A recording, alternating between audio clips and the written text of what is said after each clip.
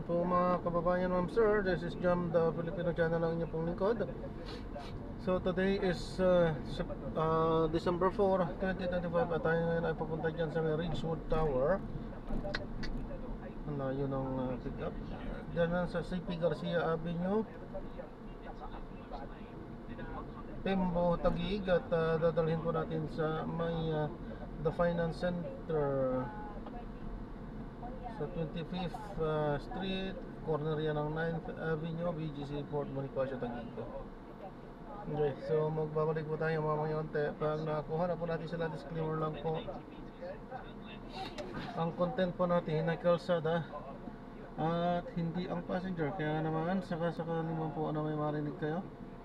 Mga pangalan ng lugar, pangalan ng tao, pangalan ng organizations, government o private man yan, ay wala pong kinalaman ng channel na ito at wala pong pinapatungkulan. Lahat po ng pinag-uusapan dito ay pawang dito lamang po yan sa loob at wala pong pinapatungkulan sa labas. Okay po. So magbabalik po tayo mamaya konti pag nakuha na po natin sila. Kasama na dun yung aktwal ng hospital na naman yung nangyari kung may namayapa, funeral expenses, etc. Moral damages na lang natin. At yes, oo. Dapat magaling sabi, nagaling ka sa stage, dapat correct dapat ang English ko. Hindi.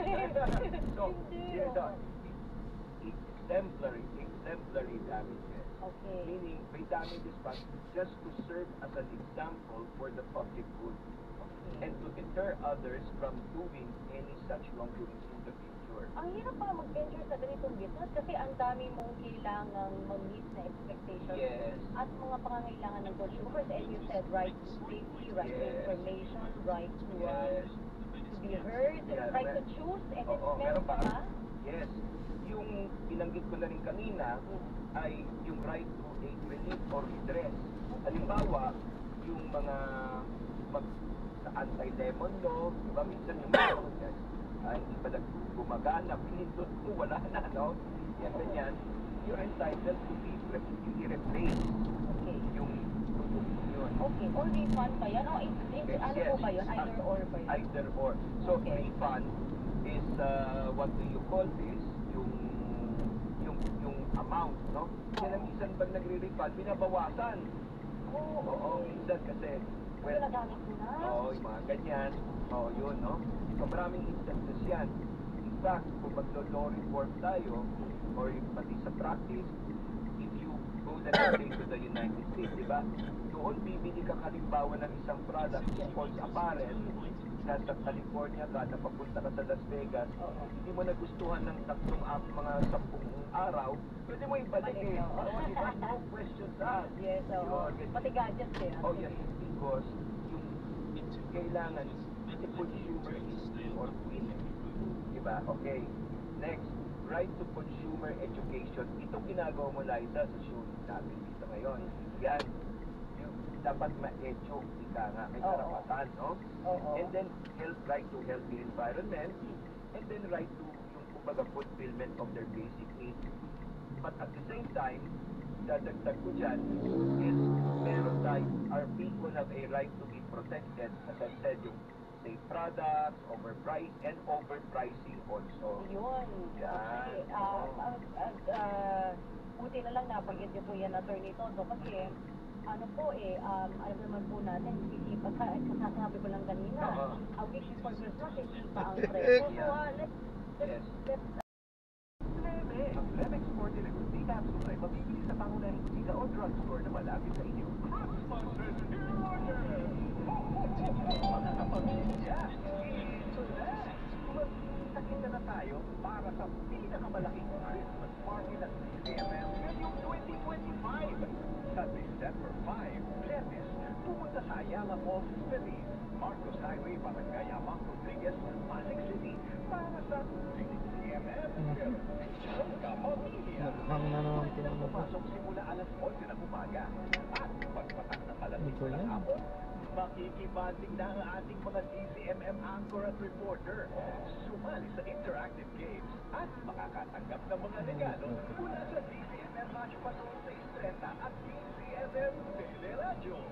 Meron tayong payong legal, aula meeting, gupit, masahe, at mga booth kasama ang ating partner brands.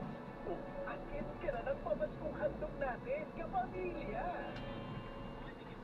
Sa AM, GCMN. Malinaw na ang lahat sa pinagsamang Attorney Noel Del Prado at Liza Aquino sa Hello, Attorney! Nagbabalik po ang Hello Attorney sa oras po na 1:25 ng hapon. Liza Aquino pa rin po at nakikinig pa rin po kayo dito sa DZMM Radio Patrol sa 630 at DZMM Teleradyo. Pinag-uusapan po namin kanina ni Attorney Toto Villarreal ang ito pong mga batas o karapatan po ng mga consumer. Pero sa ngayon po, bago tayo mag-move sa mga susunod pa po natin tatalakayin dito, talaga tayo mabilis sa mga kaganapan sa labas ng Pilipinas. Isang na pamilya inirereklamo kung magiging paglibas sa kanilang bahay sa pribadong kumpanya sa Mindanao Avenue sa Quezon City. Narito ang balitang kumpirmado sigurado hatid ni Radyo Patrol, Luis Legaspi. Liza, bago lamang bumagsak ang pader at mga kagamitan sa bahay ng senior citizen na ina ni Siena Gaban sa bahay ng Mindanao Avenue, Quezon City. Yun pala, inigibala ng mga lalaking nakatakip ang mukha ang kanilang bahay. Ang isang lalaking bahagi ng demolition team, sinira pa ang CCTV nang makita ito. Sa kabungan, 8 bahay ang sinira ng nagpakilala mga tauhan ng isang pribadong kumpanya. Nagpakilala ang manong tunay na may-ari ng lupang kinatatayuan ng mga bahay ng pribadong kumpanyang ito. Reklamo naman ng mga residente, walang maipakitang court order at kaukulang dokumento ang demolition team. Hindi rin umang sila naabisuan sa planong demolisyon. Narito ang bahagi ng ating panayam sa isa sa mga residente. Ang bilis ng pangyayari, siguro 2 to 3 minutes. Nag-umpisa naglagabugan mga bahay. Pinamasa na talaga siya. Kulat na po nga iba namin mga anak ko eh. Nataranta na talaga kami. Tungkol sa demolisyon, reklamo pa ng mga residente, tinangay din umano ng demolition team ang ilan sa kanilang mga kagamitan. Umagitna naman ang mga tauhan ng Quezon City Police Station 15 sa pangyayari at pansamantalang binetain ang 5 sa mga inireklamo. Nang dumating ang nagpakilalang abogado ng demolition team, pinilit umano ito ang mga pulis na patawalan ang mga naarestong lalaki. Dahilan, para ikulong din siya dahil sa obstruction of justice. Sa ngayon, iniimbestigahan na ng pulis ang insidente habang hinihintay pa ang pahayag ng pribadong kumpanya. At yan ang balitang kumpirmado. Sigurado, ito ang Radyo Patrol. Legaspi, DZMM. Maraming salamat, Luis Legaspi. Samantala, base pay increase para sa military uniform personnel. Pinagpasalamat ng AFP at PNP, ACBDM. Narito ang balitang kumpirmado sigurado hatid ni Radyo Patrol, Marlene Padiernos. Marlene. Live sa taos-pusong pagsalamat ang kapwa Pinayan ng Armed Forces of the Philippines at Philippine National Police kay Pangulong Ferdinand Marcos Jr. Kasunod ang anunsyo nitong base pay increase at adjustment sa subsistence allowance para sa military at uniform personnel sumula sa susunod na taon. Sa magkahiwalay na payag, kapwa sinabi ng AFP at PNP na ang anunsyo ito ng Pangulo ay sumasalamin sa kanyang pagkilala sa sakripisyo ng mga pagkalang pulis na naglilingkod para sa bayan, bagay na nagpapataas din ang nila ng kanilang mga morada. Tiniyak naman ng AFP na maayos ay mapatupad ang direktiba na sabay ng pagpapatuloy ng kanilang misyon na bantayan ang seguridad ng bansa at pagsilbi ng may integridad, profesionalismo at dedikasyon. Habang ipinunta naman ng PNP na manarating itong kaagapay ng pamahalaan sa pagpapatibay ng kapayapaan at seguridad sa buong bansa. Yan ang balita kumpirmado sigurado. Ito ang Radyo Patrol, Marlene Padiernos, DZMM. Maraming salamat, Marlene Padiernos. Samantala, budget para sa inaprobahang pagpapakot ng military at uniform personnel pinasasama sa buong national budget sa mga susunod na taon. Narito ang balitang kumpirmado sigurado mula sa Malacanang, hatid ni Radyo Patrol, Christian Rason. Christian. Dahil sa inatasan ni Pangulong Ferdinand Marcos Jr. ang mga kaukulang ahensya ng pamahalaan na isama sa ibabalangkas sa proposed national budget sa mga susunod na taon ng alokasyon para sa inaprobahang dagdag sahod ng military at uniform personnel. Sa inilabas ng kopya ng Executive Order No. 107, sinabi ng Pangulo na dapat manggaling sa national budget ng 2027 at 2028 ang pondong gagamitin sa pagpapatupad ng ikalawa at huling planning ng increase sa base pay at subsistence allowance sa mga MUP. habang kukunin sa available appropriations ng 2026 budget ang pondo ng pamamayan sa unang yugto ng dagdag na talawan na isisimula sa January 1, 2026. Ipinagputos din ng Pangulo ang pamumuo ng isang interagency technical working group na makakasiwa at magsasagawa ng comprehensive review sa kasalukuyang MUP health system para mas puro ang pangmatagalan at patas ang sistema. Magiging mandato rin ng grupong bumalangkas at magrekomenda ng panukalang batas batay sa magiging resulta ng kanilang gagawin review. At yan ang balitang kumpirmado. Sigurado, ito ang Radyo Patrol. Christian Yotore, ACMM. Maraming salamat, Christian Torres, at panghuli po natin balita ngayon, foreign travel restriction request ng Ombudsman laban sa 77 individual na isinasangkot sa Manumalang Cultural Project. Wala pa sa kamay ng Bureau of Immigration. Bakit kaya? Narito ang balitang kumpirmado sigurado natin ni Steve Rath. Steve. Liza, hindi pa natatanggap ng Bureau of Immigration ang kahilingan ng Office of the Ombudsman para sa foreign travel restriction dapat sa itong opisyal. Nakasukuyan ng imbestigan kaugnay ng mga maliyak sa mga project ayon kay Immigration Officer sa Dara Sandoval. Nagkaroon pa lamang ng pagpupulong ng biyernes sa mga tauhan ng PCI at mga pinatawa ng Ombudsman at isinasabihan pa ang lista ng mga nasabing individual. Sinabi rin ng PCI na kasalukuyan sinusukoy ng Ombudsman kung sino sa mga opisyal ang mga empleyado ng gobyerno o hindi para matukoy kung sino ang taklaw ng foreign travel restriction. Dagdag pa rin sa Sandoval, malalaman naman agad ng PCI kung ang travel authority ng isang empleyado ng gobyerno ay naprobahan o nakasila ng isang requirement bago pa yan makalabas ng bansa. Una ng sinabi ni Ombudsman na susunod Repuya ng mga opisyal na kasalukuyan ng investigahan ay hindi dapat lumabas o maliit na sinisyan. Yan ang balitang kumpirmado sigurado o ang Radyo Patrol, Brad, DCMS.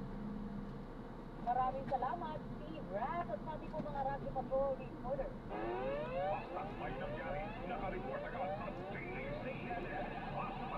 Sa Inkwenta. Malinaw na ang lahat sa pinagsamang Attorney Noel Del Prado at Liza Mendoza. Hello, Attorney!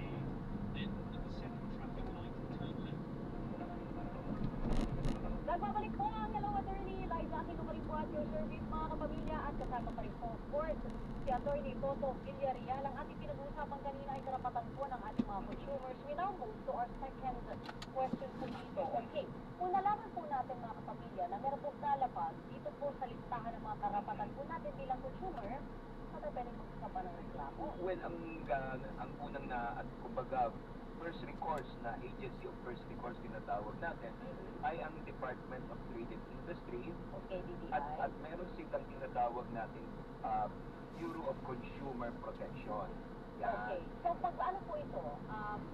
Alright, attorney, before we move sa ating discussion ngayon, meron lang po tayo ng mamadaling balita.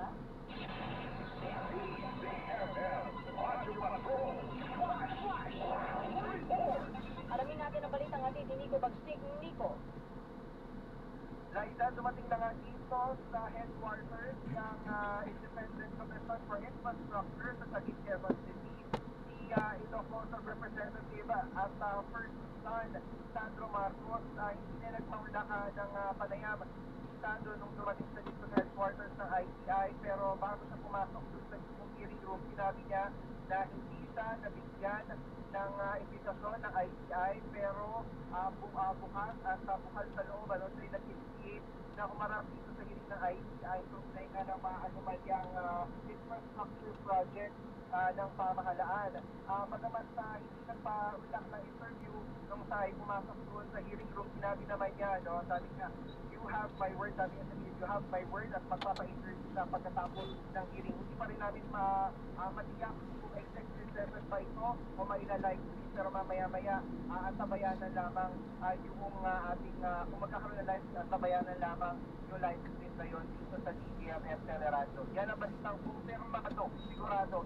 Ito ang Radyo Patrol, Nico Bagstig, DCFM. Maraming salamat, Nico Bagstig.